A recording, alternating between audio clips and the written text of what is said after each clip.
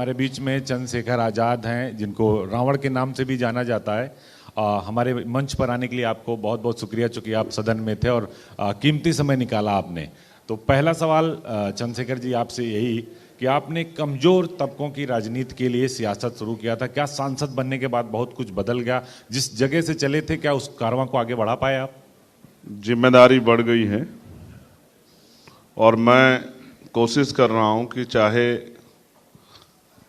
नींद मेरी कम हो जाए, लेकिन जो काम अधूरा है उसको पूरा करने में मेरा योगदान पूरा हो। अभी जो हम करना चाहते हैं वो शुरू ही हुआ है।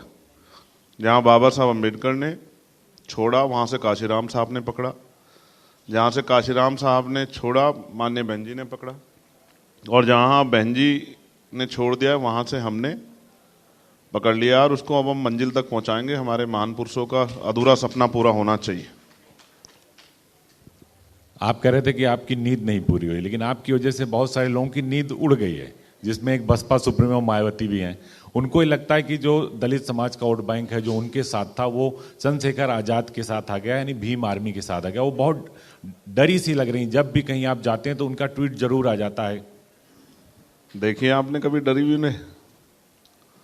ये कह के आप कोशिश कर सकते हैं, लेकिन वो कभी डरने वाली नेता नहीं। वो हमारी आदरणीय है, हम उनका सम्मान करते हैं, परिवार की बड़ी हैं। उनके जैसा मजबूत नेता अभी भी भारतीय राजनीति में नहीं। मैं बहुत स्पष्ट रूप से कह रहा हूं, उस हाशिए से उठ के आना, पहले तो ग्रामीण पृष्ठभूमि, फिर महिला, और महिलाओं में भी वंचित तबके की महिला होने के बाद 4-4 बार उत्तर प्रदेश जैसे सूबे का चीफ मिनिस्टर बनना कोई बच्चों का खेल नहीं। तो वो बड़ी हैं और आशीर्वाद देने कई तरीके होते हैं, वो सबको समझ नहीं आते।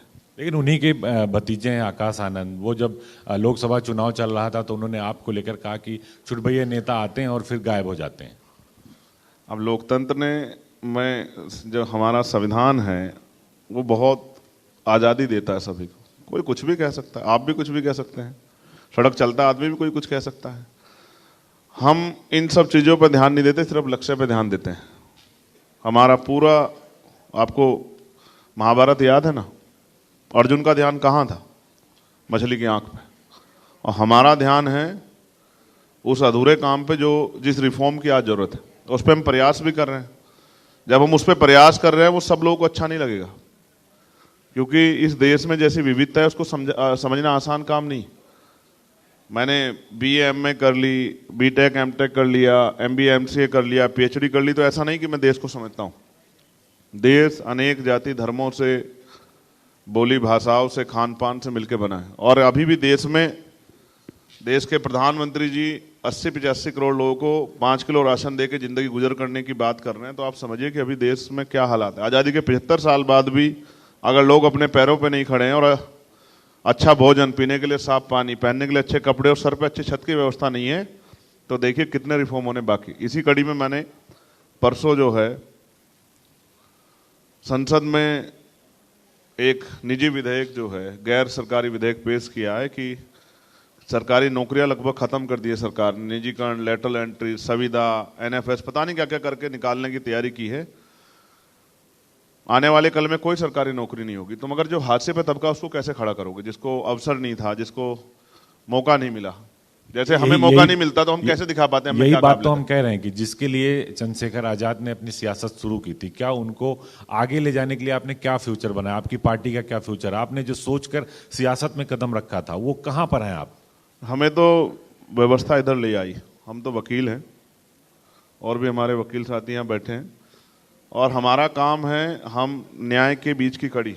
जब कोई पीड़ित उम्मीद करता है कि हमको न्याय मिले, तो वो सीधा जज साहब के पास नहीं रखता। हम लोग कोशिश करते हैं कि न्याय मिले। आज भी हम वही कड़ी।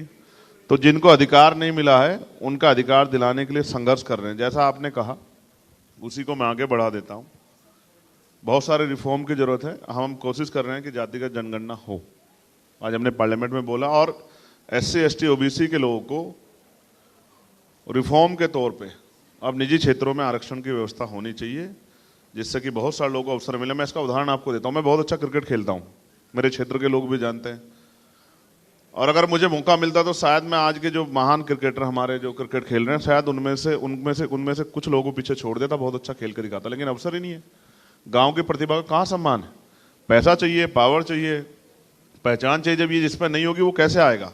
तो ये तो अच्छा है कि लोकतंत्र में अवसर है, वोट से जो है चयन होता है। तो हम जैसे लोग यहाँ बैठे हैं, अगर वोट से चयन नहीं होता, धन से चयन होता, तो हम कहाँ से आ जाते? लेकिन सियासत के पिच पे तो आप हिट हो गए, नगीना से लड़े, जीते भी। लेकिन एक सवाल इसी से जुड़ा कि अखिलेश यादव से आपकी बात नहीं बन पाई, आपने एक मुलाकात भी लखनऊ में हुई थी, क्या ऐसा हुआ कि आपको अकेले लड़ना पड़ा?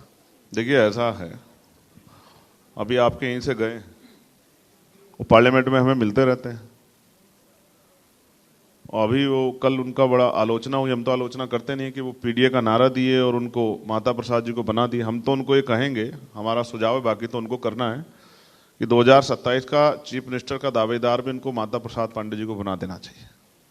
अब वो यहाँ है तो अखिलेश जी कहाँ जाएंगे? 29 तक, अरे 29 तक यहाँ है भाई, तो 27 के लिए उनको बना देना चाहिए दावेदार। उनको वो सबके बारे में सोचना चाहिए। बाकी दलित पिछड़ों के लिए हम हैं ही, दलित पिछड़ों के लिए, मुसलमानों के लिए, गरीबों के लिए, जैन सिख बौद्ध ईसाइयों के लिए हम हैं। तो बात नहीं बनी, ठीक है, उनकी इच्छा है, ये अब ताली एक हाथ से नहीं बजती, उनकी इच्छा नहीं थी तो नहीं हुआ समझौता। अब दोबारा हम भी ये तय कर लिए कि अब हम 10 सीटें उपचुनाव की आ रही अपने दम पे लड़ेंगे। अभी 2 सीटों पे होकर हम छुट्टी नहीं रखते हैं। सैटरडे संडे 2 दिन की छुट्टी थी तो हम घर नहीं गए। हम एक दिन गए इलाहाबाद फूलपुर में, और एक दिन गए मजवा मिर्जापुर में, और करके रात को 2:30 बजे हम पहुंचे थे और सुबह 10:30 बजे सदन में थे। हम अपनी ड्यूटी पूरी ईमानदार से कर रहे हैं। तो उत्तर प्रदेश में किसको मजबूत मान रहे हैं आप, राहुल गांधी को या अखिलेश यादव को? चंद्रशेखर आजाद आप देखो तो सही, हरा दिए। देखो भाई, एनडीए अलायंस को भी हरा दिए, और इंडिया अलायंस वालों की जमानत जब्त करा दी, और एक और राष्ट्रीय पार्टी थी उसको 1% वोट मिला। अब हमसे मजबूत अब नहीं लड़े ना, सब सीटें लड़ते तब आपको पता लगता है कौन मजबूत। चुनाव तो लड़ने जा रहे हैं आप ना, सभी सीटों पर उपचुनाव लड़ने जा रहे हैं यूपी में। हमने 24 में छोड़ दिया कि चलो आप लोग लड़ो, कल ये मत कहना कि आपकी वजह से हार गए। लेकिन अब आप मजबूती देखना वोट के आधार पे। हमारी नई पार्टी है, झंडा आप लोग को तो घर तक अब पहुंचा, निशान अब तो घर तक पहुंचा। अभी और बहुत कुछ, अभी तो हमारी पॉलिसियां जा रही है। तो आप देखना जब 10 सीटों का रिजल्ट आएगा उस दिन आप बताना कि कौन मजबूत है उत्तर प्रदेश में। उत्तर प्रदेश की जनता बहुत समझदार है, उतनी ताकत देती है जिसमें आदमी का दिमाग खराब ना हो। और हमारा दिमाग खराब इसलिए नहीं हो सकता क्योंकि हमने बहुत कुछ देखा है जिंदगी में। अच्छा चलिए, उत्तर प्रदेश में आप सबसे मजबूत हैं, देश में किसको मजबूत मानते हैं? प्रधानमंत्री नरेंद्र मोदी को या राहुल गांधी को? जनता को। देश में देश की महान जनता मजबूत है। किसी को भी अहंकार होता है तो अहंकार ठीक कर देते जैसे देश में कोई हो, चाहे आप देखो सत्ता के लोगों को अहंकार था। अच्छा मेरा सवाल ये, 400 पार क्यों चाहती थी बीजेपी, बताओ? करोगे क्या 400 पार लेके? सरकार तो बन रही है आपकी 200 पौने 300 के करीब जाके 272-74 में बन जा रही है। तो आप 400 पार लेके क्या करना चाहते? तो सर जनता ने कहा कि अच्छा अब घमंड आ गया तो चलो आपका घमंड तोड़ देते। बहुत करीब से बचे हैं सर। लेकिन तो बीजेपी कहती कि आप लोगों ने भ्रम फैला दिया, संविधान बचाओ, आरक्षण खत्म हो जाएगा, इसलिए उनकी सीटें कम हुई। देश की जनता को बेवकूफ समझ रहे हैं? कोई भ्रम फैला देगा और वो बेवकूफ बन जाएंगे? मेहनत करके कमाते हैं भाई, बेवकूफ नहीं है कोई भी, सब समझदार है, सोचते हैं, तोलते हैं। वोट ऐसी चीज है, देखो गरीब जैसे कोई आदमी जाएगा मांगने के लिए, हाथ फैला के कहेगा भाई रोटी दे देगी जनता, पैसा कहोगे पैसा भी दे देगी, कपड़े कहो कपड़े दे देगी, और कुछ जगह कहोगे रहने के लिए वो भी दे देंगे। वोट नहीं देगी किसी गरीब आदमी को। वोट बहुत सोच समझ के देती जनता। तो इसलिए मैंने कहा आपको, इनको घमंड हुआ इनका तोड़ दिया, किसी और को घमंड होगा उनका तोड़ दिया। पहले भी टूटा है देखो। लेकिन अखिलेश यादव देखिए आजकल बहुत ओवर कॉन्फिडेंस में बहुत सारी सीटें जीत कर आए, सदन में भी देखिए आप कह रहे हैं कि सबसे मजबूत आप हैं, और 2027 का जब चुनाव होगा तो आप कहाँ होंगे और अखिलेश यादव कहाँ होंगे? क्योंकि बात तो आप दोनों के बीच बनी नहीं। हम तो उत्तर प्रदेश में ही होंगे। हम उत्तर प्रदेश छोड़ के कहाँ जा रहे हैं भाई? हम उत्तर प्रदेश के रहने वाले हैं, सहारनपुर के से में पैदा हुए हैं, पढ़ाई लिखाई सब वहीं हुई है, फिर बाकी पढ़ाई देहरादून में हुई है। तो उत्तर प्रदेश में रहेंगे या देश के किसी कोने में रहेंगे? अब चुनाव आ रहे हैं, हरियाणा में रहेंगे, उसके बाद झारखंड में रहेंगे, महाराष्ट्र में, सब जगह संगठन है भीम आर्मी का, और हम लोग बहुत मेहनत कर रहे हैं। और मेरा विश्वास है कि आजाद समाज पार्टी धीरे धीरे आगे बढ़ेगी। राजनीति में कोई एकदम आगे नहीं बढ़ता, धीरे धीरे आगे बढ़ता है। जनता में जन समर्थन पैदा होता है। अब जितना हम लड़े, अब देखो आज हम वहाँ पहुँच गए थे लेकिन पुलिस के लोग रोक लिए। वो जो बच्चे जो है 3 मर गए। आप देखा, वो बनने तो आए थे IAS IPS, क्या बने? लाशें बन के गए घर में। अब इतना पैसा खर्च कर रहे हैं माँ बाप, है माफियागिरी चल रही है, कहीं भी कुछ भी कर दो। लीगल जो है सबको छूट मिली हुई है। कि कहीं जो है कहीं कोचिंग सेंटर खुलवा दो, कहीं उसमें जो है कोई लाइसेंस ना हो, कुछ भी ना हो, तो कौन पूछ रहा है? लेकिन संजय सिंह आए थे सुबह हमारे इंडिया न्यूज के मंच पे, वो कह रहे थे कि हमें लेगेसी में मिला है, 20 साल पहले से चला आ रहा है। अब मैंने ये थोड़ा ही कहा कि संजय सिंह की गलती है, मैं तो ये कह रहा हूँ ये जो लोग सरकार उन्हीं की है ना। अब उनकी है तो उनसे पूछो कि उनकी आंख के नीचे सब चीजें हो रही है, तो आप ये पूछो कि वो क्या कर रहे हैं, और अगर इतना भी ध्यान नहीं है तो फिर क्या फायदा उनका सत्ता में होने का। और फिर सच ये है, हमारी लड़ाई तो सत्ता से ही है, क्योंकि सत्ता में बैठ के कोई काम नहीं करेगा तो हम तो सवाल पूछेंगे, और इसलिए पूछेंगे कि आप कहते हो उत्तर, ये दिल्ली वाले कहते हैं कि हम 1 करोड़ रुपए देते हैं अगर किसी के भी को भी नुकसान होता है जो कर्मचारी, लेकिन सफाई कर्मचारी मरता है कुछ नहीं देते। ये विकसित भारत है, आप देखो 5वीं अर्थव्यवस्था है, आज भी गटर में उतरते हैं हमारे लोग, सर पे मैला उठाया जाता है, आज भी माओ को इस गंदगी में हाथ डालना पड़ता है। ये है विकसित भारत, 5वीं अर्थव्यवस्था। सोचो अगर हम 10वीं 12वीं होते तो क्या होता। तो मेरा ये कहना है कि गरीब वर्ग के बारे में सरकारें सोच नहीं रही हैं। पूंजीपतियों का बड़ा पैसा माफ कर दे, 16 लाख करोड़ रुपए, तो गरीबों के लिए भी पैसा पहुंचाओ, योजना बनाओ। गैस सिलेंडर के दाम देखो कहाँ है, पेट्रोल डीजल के दाम देखो कहाँ है, बिजली देखो के दाम कहाँ है, तो उस पर तो कोई जब सवाल करता नहीं, मीडिया भी उस पर डिबेट कम करती है। और मैं इंडिया न्यूज वालों को कहूँगा कि वो क्या करें, क्योंकि देश का नौजवान, देश की महिलाएं, किसान, मजदूर सब लोग देख रहे हैं कि हमारा मुद्दा कौन उठा रहा है, और वो उसी तरह उसका सम्मान कर रहे हैं। और जब देखते हैं हमारे मुद्दे पर चर्चा नहीं हो रही है तो फिर नाराज भी होते हैं। अब इंटर्नशिप की बात हुई है बजट में, बताइए एक सवाल, एक सेकंड सुनिए। इंटर्नशिप की बात हुई है, और इंटर्नशिप क्या परमानेंट रोजगार है? आप बता दो। इंटर्नशिप करने के बाद क्या करोगे? अग्निवीर के बाद क्या करोगे? सवाल ये, पक्का रोजगार दे नहीं रहे हो, सारी सरकार निजीकरण करके सारी सरकार नौकरियां खत्म कर दी। तो कह रहे हैं अग्निवीर को हम समायोजित कर देंगे, आरक्षण दे देंगे। है? अग्निवीर को तो कह रहे हैं हम समायोजित कर देंगे, 4 जब आएंगे वो अग्निवीर से वापस। कौन कह रहे हैं? यूपी सरकार कह रही है, कई सरकारें कह रही हैं कि हम। तो ठीक है, जब उनका मौका मिले जनता ही तो देगी भाई, हम कहाँ से कहते हैं। हमें अभी मौका इतना नहीं दिया जनता ने, जब मौका जनता हमें देगी हम जनता के हितों के लिए बहुत अच्छे काम करके दिखाएंगे। अच्छा ये बताइए चंद्रशेखर जी, हर मुद्दे पे आप लोग बोलते हैं, हाथरस में भोले बाबा की घटना हुई, 123 लोग की मौत हो गई, आप भी वहां गए, जो अखिलेश यादव ने कुछ भी इस तरह का सवाल भोले बाबा पर नहीं किया। हाँ, बसपा सुप्रीमो मायावती जी ने जरूर कहा कि ये निंदनीय है, गिरफ्तारी होनी चाहिए। आप भी गए थे, आपका क्या स्टैंड था? क्या ऐसे बाबाओं की जो सभा होती है वकील साथी हम बैठे हैं, हमने ये पूछा था कि जब उत्तर प्रदेश सरकार FIR ही नहीं करे तो गिरफ्तारी कौन से उसमें कर दोगे? अब बचा तो उत्तर प्रदेश सरकार रही है भाई, आप FIR में नाम तो डालो, जांच होने दो, निर्दोष होंगे तो हम क्या कह रहे हैं जेल भेज दो, लेकिन अगर दोषी होंगे या निर्दोष होंगे इसका फैसला तो जांच में होगा ना, या कोर्ट करेगी। तो FIR ही नहीं की उत्तर प्रदेश सरकार, एक बाबा मिलकर दूसरे बाबा को बचा लिए।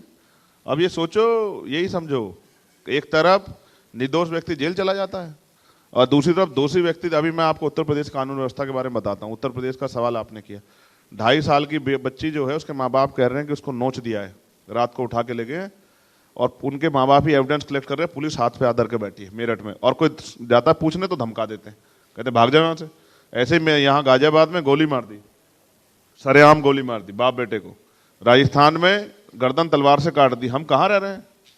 हम कोई ऐसे देश में रह रहे हैं जहाँ राजतंत्र किसी भी गर्दन काट दो, किसी को मार दो। वो तो कहते हैं हमारी कानून व्यवस्था, हमारा लॉ एंड ऑर्डर, क्राइम और करप्शन पर 0 टॉलरेंस है। ये अगर दिखाएंगे आपको तो यहाँ 4 गोली लगी है, ये इन्हीं की सरकार में लगी है। तो वायु श्रेणी सुरक्षा भी मिली है आपको, तो ये अब मेरे लिए गोली खा लेंगे क्या? बताओ। यहाँ तो सुरक्षा वाले हर बहुत सारे लोग घूमे, जब गोली आती है ना इतनी स्पीड होती, इतना आंख पे झपकते, इतना गोली चल लग जाती। और यहाँ दिल्ली में नहीं है सुरक्षा, हमें आपको जानकारी नहीं है, हमें सिर्फ उत्तर प्रदेश में सुरक्षा दी है। उनको लगता है उत्तर प्रदेश में हमारा खतरा है, उत्तर से बाहर खतरा नहीं है। ये सरकार है भाई, ये सरकार है। ये किसी की जिंदगी कितनी कीमत समझती है, ये किसी छिपी भी नहीं। हमने तो बहुत दिन पहले बताया था, और हमने यहाँ भी बताया कि यहाँ हमारी रेकी हो रही। हमने कहा सरकार को, लेटर लिखा, लेकिन अभी तक सुध नहीं लिए। तो कमजोर वर्गों के नेता जिए मरे, उनको क्या फर्क पड़ता है सरकार के लोगों को? कोई फर्क नहीं पड़ता। नहीं पड़ता तो फिर व्यवस्था होती नहीं होती। आपके ऊपर भी हमला हुआ, आपके ऊपर आपके समर्थक बहुत ज्यादा संख्या में जुटे, वायु श्रेणी की सुरक्षा दी गई। आपको क्या लगता है कि जिस तरीके से उत्तर प्रदेश सरकार काम कर रही है, वो कहती है कानून व्यवस्था ठीक है, आप कहते हैं कानून व्यवस्था ठीक नहीं है, मर्डर हो रहा है, रेप हो रहा है, तो आपको लगता नहीं कि सरकार और जो विपक्ष है दोनों में जब इस तरह का मुद्दा आता है तो सड़क से और सदन तक दोनों जगह बात होनी चाहिए? देखिए सड़क पर विपक्ष उतरता नहीं, सिर्फ सदन में बात करता है। ऐसा है, देखिए मेरी बात सुनिए, हम उत्तर प्रदेश के सदन में नहीं, आप तो लोकसभा में, तो लोकसभा हमने लोकसभा के बाहर भी उठाया, आपको याद होगा। और अपनी बेरी के बेर कोई खट्टे नहीं बताता है। और अगर आपको देखना है तो आंकड़े देख लो, एनसीआरबी का डाटा देख लो, उत्तर प्रदेश कौन सी उसमें है, कौन से नंबर पे है, तो आपको पता लग जाएगा। हमारी छोड़ दो, और ये जो बहनें बैठी हैं सब इनसे पूछ लो कि क्या कानून व्यवस्था, क्या रात को 10-11 बजे के बाद बेटी निकल सकती है क्या, और निकल सकती है तो हमें बता दो, और नहीं निकलेगी और कितने टुकड़ों में आएगी ये भी नहीं पता है। और लूट डकैती तमाम तरह की चीजें और भ्रष्टाचार और ये सब चीजें सब सामने हैं। और हाथरस में जो घटना हुई, क्या आप उसको सही मानते हैं? तो आप मुझे बताओ कि इसका जिम्मेदार कौन है? इसका जिम्मेदार है, सबसे पहले जिम्मेदार है सरकार, फिर जिम्मेदारी है एडमिनिस्ट्रेशन की और पुलिस की, इंटेलिजेंस की। इंटेलिजेंस का इतना बड़ा फेलियर है। क्या व्यवस्था थी वहां? 2.5 लाख लोग इकट्ठा हो रहे हैं, 100 लोग लगा रहे हो। उनको पता था कौन लोग आते हैं, गरीब लोग आते हैं, कमजोर वर्ग के, तो मरने तो क्या फर्क पड़ता है? बाद में तो कार्रवाई कर देते हैं, लेकिन जब 2-2.5 लाख लोग आते हैं तो उसमें प्रशासनिक चूक तो कहीं ना कहीं होती है, बाद में छोटे अधिकारियों पर कार्रवाई हो जाती है। आपको 2-4 लगता है कि नहीं सीनियर कि अधिकारियों पे मुकदमा लिख के उनको जेल भेजते कि ऐसी लापरवाही दोबारा ना हो। उससे 2-4-10 दिन पहले मैं गया था मुजफ्फरनगर में, इतने लोग इकट्ठा हुए थे, नाम मात्र के पुलिस वाले थे। मैंने मंच से कहा था कि ये गैर जिम्मेदारी है, कोई बड़ी घटना हो सकती है लेकिन सरकार का ध्यान वहां नहीं। अगर कोई नेता चला जाता, कोई बड़ा अधिकारी चला जाता तो खूब व्यवस्था लग जाती, क्योंकि यहाँ बड़े लोगों की इज्जत है, बड़े लोगों की जान की वैल्यू, मैंने आपको बताया। गरीबों की जान की वैल्यू नहीं है। जहाँ पैसे वाले उद्योगपति, जहाँ नेता लोग जाएंगे वहां सब कुछ सुरक्षा व्यवस्था लगी, लेकिन जहाँ गरीब लोग जाएंगे कोई व्यवस्था नहीं लगी, मरो या जियो। एक नया मुद्दा इस समय चल रहा है, नेम प्लेट। आप भी जहां से आते हैं उस इलाके में सबसे ज्यादा कि नेम प्लेट लगाना है सबको, दुकानदारों को। हालांकि सुप्रीम कोर्ट ने उसमें सीधे सीधे टिप्पणी की है कि भाई आपको क्या करना और क्या नहीं करना। आपकी क्या राय है इस पे कि क्या नेम प्लेट लगना चाहिए? क्योंकि बहुत सारे लोग कहते हैं लगना चाहिए, बहुत सारे लोग कहते हैं नहीं लगना चाहिए। दोनों पक्ष की याचिकाएं सुप्रीम कोर्ट में डाली गई हैं। देखिए, सुप्रीम कोर्ट से बड़े तो हम नहीं, हम तो वकील हैं और माननीय न्यायालय का सम्मान करते हैं। और मैं ये कहता हूं कि अगर सुप्रीम कोर्ट नहीं होता तो उत्तर प्रदेश सरकार कभी नहीं मानती कि उन्होंने ये गलत जो है नियम बना दिया है। और ये तो अच्छा है कि सुप्रीम कोर्ट ने उसका संज्ञान ले लिया। अगर कहीं पेंडिंग हो जाता तो ये सब चीजें हम अपनी आंखों के सामने देखते। लेकिन आप मुझे जवाब दो एक बात का, अभी आज गाजियाबाद में शायद पुलिस की गाड़ी तोड़ दी है और 6-7 घटनाएं ऐसी दिखाई दी जिसमें गाड़ी तोड़ रहे हैं। क्या ये हिंसा स्वीकार्य है जनता को? बिल्कुल नहीं, हिंसा तो कहीं से भी स्वीकार तो नहीं इस पे कोई मुकदमा दर्ज हुआ तो उत्तर प्रदेश में आप हमें बता दो। किसी को हिंसा करने की छूट हो तो आप हमें बता दो। और मॉब लिंचिंग हो रही है पूरे देश में, मारा जा रहा है मुसलमानों को, शामली में मार दिया। और आपको तो देखो, कानून व्यवस्था पे आपने सवाल किया था, अलीगढ़ में जाके देखिए आपको पता लगेगा। तो जिसकी मॉब लिंचिंग हुई उसी के परिवार पे उल्टा 7 लोग मुकदमा कर दिया 11 दिन 12 दिन बाद, क्योंकि नेताओं के इतने दबाव में है पुलिस और एडमिनिस्ट्रेशन की उनकी जी हजूरी करनी है, चाहे वो कानून की सीमाएं लागे, चाहे अपनी ड्यूटी के साथ धोखा कर दे, कुछ भी कर दे। लेकिन यूपी सरकार ये कहती कि ये सिर्फ हमने किसी समुदाय के लिए नहीं किया, सबके लिए किया। काशी विश्वनाथ मंदिर में भी जो दुकानें लग रही हैं उसमें नेम प्लेट लगाने को बोल दिया गया है, अयोध्या और मथुरा में भी बोल दिया गया, लेकिन उसको जिस तरह से सांप्रदायिक रूप दिया गया और उसको फिर उसमें कोर्ट को इंटरफेयर करना पड़ा, उसकी याचिकाएं पढ़ डाली गई। अयोध्या ने क्या संदेश दिया देश को? अयोध्या ने क्या संदेश दिया? आप समझे नहीं समझे? अयोध्या ने संदेश दिया कि राजनीति व्यक्तिगत विषय है, हर व्यक्ति अपने अपने धर्म के प्रति कितनी भी आस्था रख सकता है, लेकिन लोकतंत्र में मुद्दों पे बात करनी पड़ेगी। ये संदेश भी है। अगर भाजपा अयोध्या में हार जाती है, बद्रीनाथ में हार जाती है, तो भाजपा को अपने अंदर झांक के देखना चाहिए कि वो गलत ट्रैक पे है। और मैं आपसे बहुत जिम्मेदारी से कह रहा हूं, मैं किसी को बुरा नहीं कहता, मैं मानता हूं कि कमियां जनता में कुछ हैं, जनता को ये समझना चाहिए कि कितनी बार ठगी जाएंगी। लेकिन बीजेपी तो कहती है कि हम अयोध्या जीते हैं, अयोध्या सदर जो विधानसभा है वहां वो जीते हैं, बाकी विधानसभाओं में हार गए। वो ये तर्क देते हैं इसके उत्तर पीछे। प्रदेश में दूसरी बार सरकार उनकी है। अब ये तर्क, अब वो फिर कहने लगे कि हम वो गली जीते हैं जिसमें मंदिर है, तो हम क्या कह सकते हैं भाई? ये उनके अपने तर्क है, हम उन पर नहीं जाना चाहते। मगर मैं ये आपसे कहना चाहता हूं कि उत्तर प्रदेश की जनता ने और उत्तर प्रदेश की सरकार तो भी आपस में ही लड़ रही है, हम तो नहीं लड़ाए, हमारा कोई रोल नहीं। वो आपस में ही लड़ रहे हैं, उनको जनता की चिंता ही नहीं है। अब देखो उनकी चिंता कब दूर हो। मगर हम ये जानते हैं जो सरकार वर्तमान में वहां है और हमारे तेजस्वी मुख्यमंत्री जी के नेतृत्व में किस तरह से कमजोर वर्गों का दमन हो रहा है, उनकी जमीनें, उनके घर, उनके कारोबार किस तरह लूटा जा रहा है, ये किससे छिपा हुआ नहीं। और कानून व्यवस्था के नाम पे जो खिलवाड़ हो रही है, इसका सबक आने वाले चुनाव में, उपचुनाव में जनता उनको सिखाएगी। आप 10 सीटों पर, यूपी की सभी 10 सीटों पर विधानसभा का उपचुनाव लड़ने जा रहे हैं। आप सबसे बड़ी चुनौती किस पार्टी को मानते हैं? बसपा भी लड़ने जा रही, पहले मायावती जी कहती थी कि हम उपचुनाव नहीं लड़ेंगे, इस बार वो उपचुनाव लड़ने जा रही हैं। चंद्रशेखर भी लड़ने जा रहे हैं। और इसके साथ ही समाजवादी पार्टी यानी जो इंडिया गठबंधन आपका वो लड़ेगा ही लड़ेगा, बीजेपी, किसको सबसे बड़ी चुनौती चंद्रशेखर आजाद मानते हैं? देखिए, उत्तर प्रदेश में पुलिस भर्ती का पेपर लीक हुआ, कितने बच्चों के जीवन के साथ खेल हो गया, धोखा हो गया। अब तक वो भर्ती शुरू नहीं की, हम कई बार आवाज उठा चुके हैं। अब तो कानून बना दिया, उन्होंने कहा कि 1 करोड़ रुपए तक का जुर्माना और उम्र कैद की सजा। और जो बच्चों का भविष्य खराब हुआ, जिनकी एज निकल जाएगी, उनका क्या होगा? बीएड वालों का क्या होगा? बीटीसी वालों का क्या होगा? मैं आपसे कह रहा हूं, आप चुनौती पूछ रहे हैं ना, जनता को तैयार करना चुनौती है। जितनी ज्यादा दूर नजदीक तक चले जाएंगे उतना जनता तैयार हो जाएगी। जनता तैयार हो जाएगी, वोट जनता को देना, वोट डालने में कोई पैसा नहीं खर्च होता है। तो जनता तैयार हो गई तो उत्तर प्रदेश में आजाद समाज पार्टी के आगे कोई चुनौती नहीं, आजाद समाज पार्टी आगे बढ़ेगी। एक सवाल आपसे, आप लगातार चंद्रशेखर आजाद उर्फ रावण लिखते थे, रावण नाम कैसे आपका पड़ा और उसका कितना फायदा और कितना नुकसान है? क्योंकि आजकल आप उस नाम का इस्तेमाल कम करते हैं। हम कई साल पहले से मना कर रहे हैं, आपको बड़ा आनंद आता है ये नाम हमें पुकारते हुए। अच्छी बात है, आपका स्वागत है, मगर मैं क्या कहूँ, नाम में क्या रखा है? देखिए, आसाराम साहब जेल में पड़े हैं, राम रहीम साहब जेल में पड़े हैं, और पता नहीं कितने ऐसे लोग जो हैं, जो कितने ऐसे लोग हैं जो ऐसे नामों का प्रयोग किए, और देखो क्या हाल है। असल बात होती है आदमी के करैक्टर में कि उसका चरित्र कैसा है। असल लड़ाई यहाँ है कि अगर कोई काम करना चाहता है तो उसको अवसर मिलना चाहिए, और हम कोशिश कर रहे हैं कि हमारा नाम लोग जाने ना जाने, लेकिन हमारा काम जरूर जाने। अगर कहीं किसी पे जुल्म होगा, कहीं किसी को हमारी जरूरत होगी, तो बिना बुलाए हम जाके उसकी आवाज उठाने का काम करेंगे। आखिरी सवाल सर, जो काम की आप बात कर रहे हैं, अखिलेश यादव ने भी बड़ा नारा दिया था, काम बोलता है, लेकिन 2017 में वो सत्ता से बाहर हो गए। चंद्रशेखर आजाद किस काम को लेकर जनता के बीच जाएंगे? देखिए, सबसे ज्यादा जरूरी ये है कि अच्छी एजुकेशन सिस्टम हमारे प्रदेश और देश में होना चाहिए, जो गरीबों के दायरे में हो, कि गरीब का बेटा, किसान मजदूर का बेटा भी अच्छी पढ़ाई कर सके। आज एमबीबीएस नहीं कर सकते हैं आप, करोड़ों रुपए की डोनेशन चाहिए। अच्छा हेल्थ सिस्टम होना चाहिए, नौजवानों को रोजगार मिलना चाहिए, महंगाई से लोगों की जिंदगी में आसानी होनी चाहिए, और कानून व्यवस्था अच्छी होनी चाहिए कि सब लोगों के जीवन की रक्षा हो। क्योंकि दर्द सबको होता है, सबकी माँ ने इतना ही दर्द सहा जब पैदा किया।